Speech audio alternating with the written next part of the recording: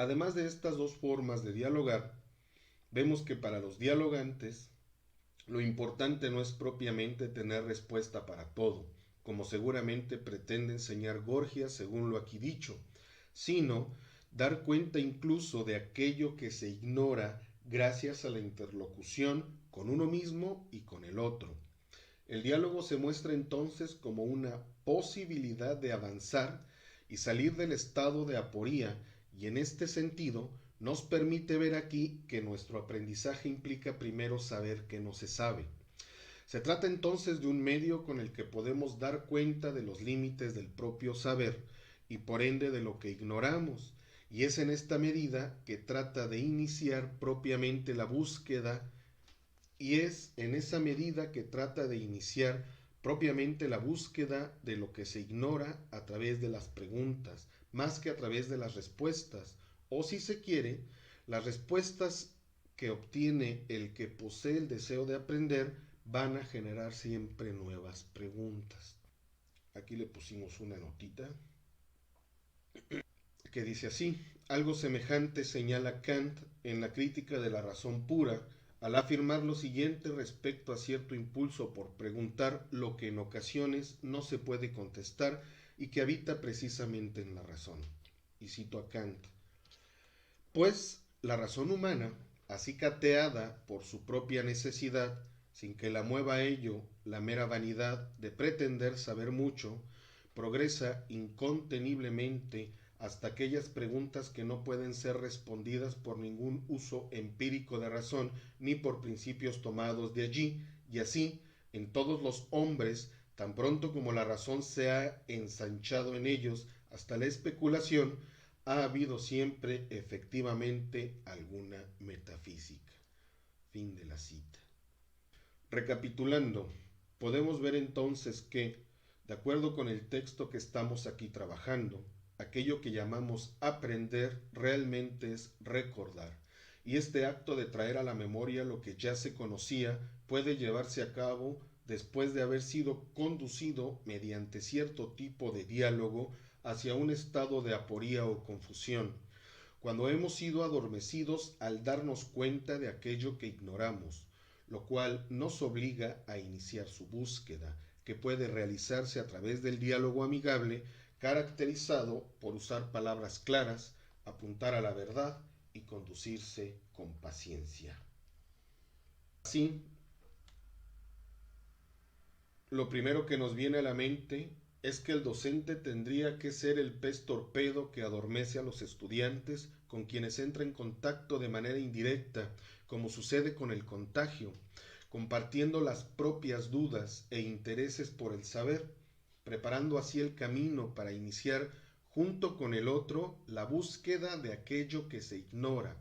de manera tal que el punto de partida es el deseo provocado por la incomodidad del darse cuenta de que no se sabe.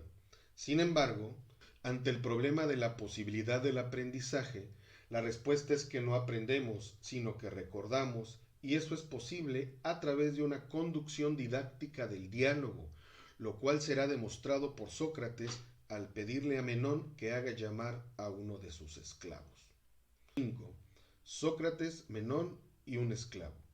En esta sección del texto, Sócrates intentará llevar a la práctica lo que acaba de desarrollar teóricamente de acuerdo con la estructura que hemos identificado en la primera parte de nuestra lectura. Así, y frente a la teoría de la reminiscencia que aquí se expone al señalar que recordamos lo ya conocido gracias a que el alma es inmortal y lo aprendió en otro tiempo, Menón pide a Sócrates que le enseñe cómo es eso, y éste responde que propiamente no puede enseñar, y solicita el primero llamar a uno de sus esclavos, señalándole que hará un esfuerzo para hacérselo comprender en él, y mostrar entonces cómo es que recuerda lo que ya sabía y pueda constatar que propiamente no le enseña cosa alguna. Lo primero que pregunta Sócrates es si es griego y habla griego, es decir, inicia cerciorándose de que pueden utilizar el mismo lenguaje para dialogar y comunicarse con él. Luego, El esclavo es literalmente conducido hacia un estado de confusión o aporía a través de preguntas que sólo le permiten ir afirmando o negando, emitiendo respuestas tan cortas y elementales que se limitan a la aceptación o el rechazo de lo que se escucha, hasta que finalmente, aturdido, responde ante este discurso dirigido cautelosamente hacia donde el interlocutor desea llevarle, explotando con la siguiente exclamación ante preguntas que ya no puede responder. Y cito al texto, dice el esclavo: por Zeus, Sócrates, que yo no lo sé. Para aprender entonces es necesario caer situado en un estado de confusión, de aporía, de esa imposibilidad de avanzar hacia lo que se pretende, que en este caso es la verdad, y esto se logra precisamente mostrando que lo que se cree saber es sólo eso, una mera creencia limitada. Para ello se tiene que adormecer al otro como el torpedo lo hace con quienes entran en contacto con él, y que Sócrates va a llamar problematizar, y que no hace mal a nadie, como afirma en estas líneas. Sócrates, entonces, está hablando Sócrates, estamos citando el texto y dice así: entonces, al hacerle tropezar con la dificultad y entorpecerse como el torpedo, le hemos causado algún perjuicio. Cerramos la cita, que es la pregunta que hace Sócrates, y la respuesta será que no hay daño alguno, y el pasar del estado en donde se cree que se sabe al estado en el que se sabe que no se sabe es mejor, puesto que nos aleja de,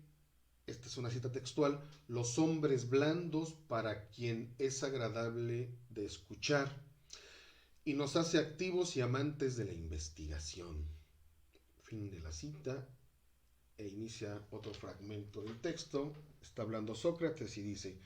fíjate pues en lo que desde ese estado de perplejidad va a encontrar también investigando conmigo, sin que yo haga otra cosa que preguntar y no enseñar.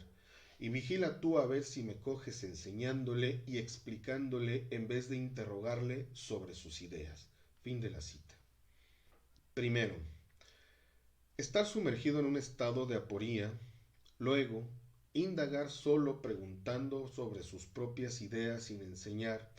y todo mediado por el diálogo. Este es el esquema que se había mostrado hasta esta parte del texto. Sin embargo, la relación dialógica que mantiene Sócrates con el esclavo de Menón se limita solo a mostrar cómo es que podemos hacer recordar al otro a través de preguntas cuidadosamente dirigidas, para finalmente situarlo en el estado de confusión, dejándolo listo para iniciar la búsqueda,